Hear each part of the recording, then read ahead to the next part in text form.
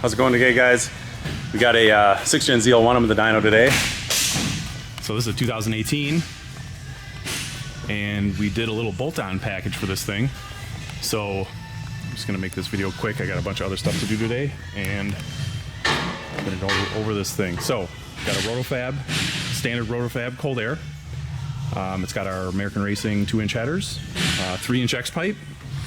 The car came in with a Borla Cat-back on it, so it's got Borla mufflers on it, so I kind of merged the American Racing X pipe to the Borla rear section. Had to do a little bit of cutting and welding, but we got that to fit nice. I put a 170 thermostat in it. That's about it. We did not do any pulley work on this car, so this is on stock boost. So I've done some working runs on it. Seen a peak about 9 pounds, so about stock boost, maybe just a smidge less. The headers, especially in the mid-range, the headers soak up a little bit of boost. So in the mid-range, we're seeing 7.5, 8 pounds. It's still peaking out at 9 pounds, but mid-range, the boost definitely dropped over stock. But so far, it looks like we're picking up some pretty big torque in the mid-range, and we'll go over the dyno graphs. So I pretty much got the thing worked up. I was gonna do one final run here, get it on video. It's convertible, and it's otherwise, you know, nothing too crazy here. Pretty stock car. I think that pretty much covers it. It's a pretty basic setup here. So kind of interesting, we don't really do a whole lot of these where we keep the stock pulleys. So this is one I want to get on video because kind of something that for the road race guys out there have ZL1s, this is really something we push. Now this guy is just, you know, he cruises around, you know, messes around the street with it and stuff. I think he might take it to the track. He's still got stock tires on it and stuff. So he was talking about taking it to the quarter mile and get some drag radials on it. So, but for road race guys, this is a really nice package because the heat generated by the blower when you keep the stock boost stays low. And for guys that are, you know, we do a lot of Road America stuff. I do Road America stuff in my 1LE SS, and you get up there and start cranking around those straightaways with pulleyed stock blowers, and you run into trouble with heat, and you can actually break a blower with too much heat at Road America when you're trying to push like 13 pounds of boost. That is a thing. I know a lot of guys out on the street and drag race guys and stuff never heard of that, but I personally know of people that have pulleyed LT4 superchargers with similar setup to this, and they break superchargers. The superchargers cannot handle road racing boosted up like that. So this is kind of the perfect setup, just intake headers, and it makes good power. You get a decent gain over stock, and got good sound, and the heat stays low. I always talk about heat in these LT4 blowers. So pump gas, no water meth. Heat management's huge. So that kind of covers it on this as far as the mechanicals. I'm gonna set the camera down. We'll get this thing warmed back up all the way, get everything back up to temperature. It's been sitting for a little bit, and see what kind of numbers we get out of it.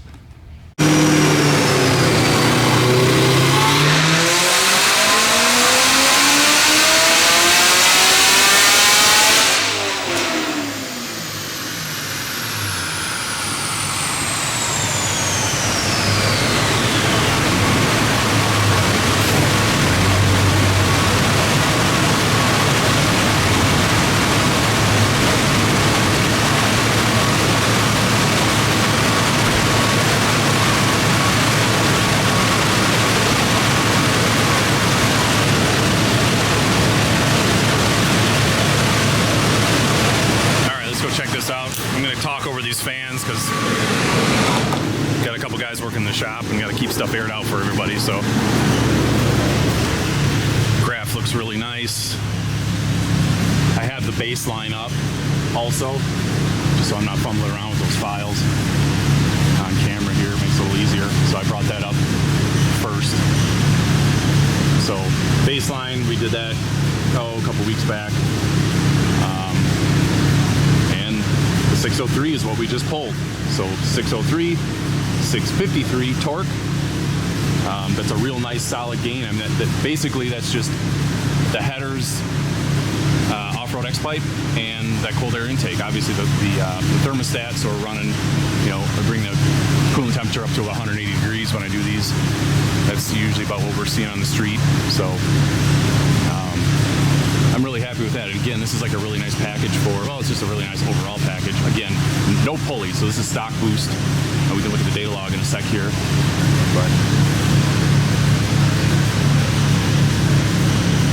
But yeah, nice solid gain all the way across, huge torque gain.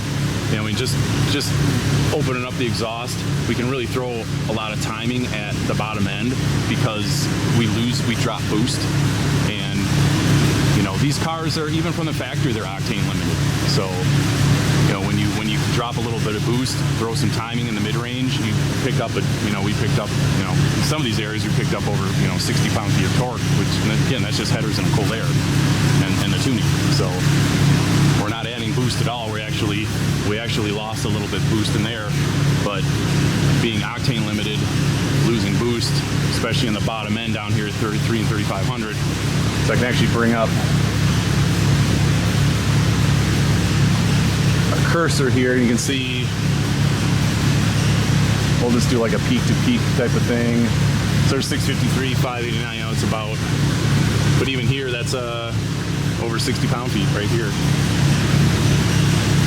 So you'll definitely feel that for sure. So he's going to need a drag radial on this thing, 100% now. I'm only pulling it out to 64. On these, on the stock pulleys, stock cam, all that stuff, I leave on the 10 speeds, I leave the shift points about stock. There's really no benefit to revving them higher because the shift recovery on the 10 speeds is so narrow.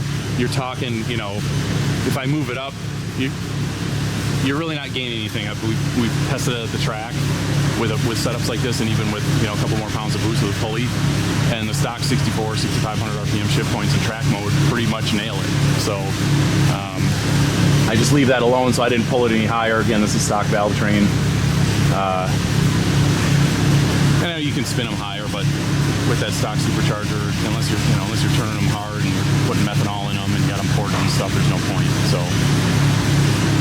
yeah, that's a nice solid gain there for just a couple bolt-ons and not even any pulleys at all. So take a look at the data log. Kind of go through this quick. So you can see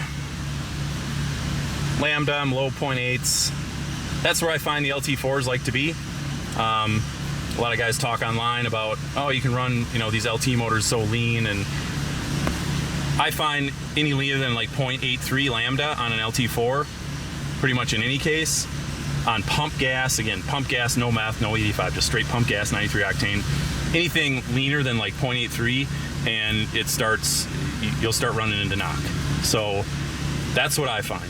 I know guys are running these things out 0.85, 0.86. You can do that, but you got to pull the timing out of them. So it kind of counteracts what you're trying to do. So this is where I run LT4s, low 0.8s. That's where I find they're the happiest. You can put good timing at them. So I got some timing dial out of cylinder 2. The factory does that. They pull like 5 degrees out of cylinder 2. On simple setups like this, when you don't do a cam, I actually find that pulling a little bit of timing out of cylinder 2, I log individual cylinder knock, and I'll actually pull timing just out of cylinder 2 on the static table. And kind of show you here on the tune, the static retard. You can pull, and the factory dials this in to like 5 degrees of timing pull on cylinder. So it's kind of weird how HP Tuners does this. They label it so cylinder 0 is actually cylinder 1. So yeah, so cylinder 1 is cylinder 2. It's labeled as cylinder 1, but since it starts at 0, yeah. So I just have a degree pulled. That's what, just kind of explaining why that's what that knock is.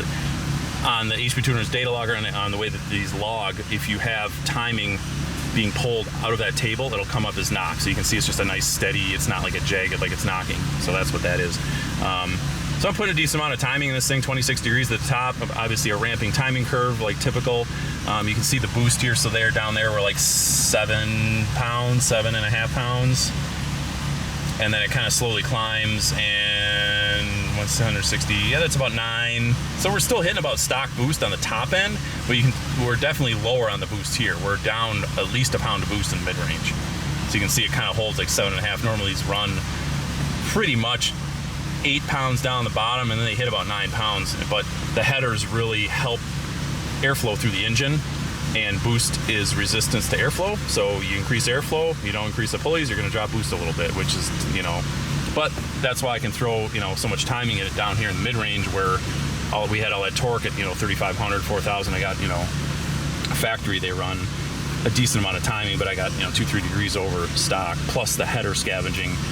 Those two things together is that what creates that big torque gain. So yeah, that's pretty much it there. That'll do it for this car. I'm gonna go take it out on the street, do a little bit of drivability, make sure everything is still working good with the bolt-ons, shift points and cruising, and I got good cruising timing and all that stuff. Make sure my mass airflow, my fuel trims look good with the different, with the Roto-Fab on it, stuff like that. So yeah, I'm gonna get this unstrapped.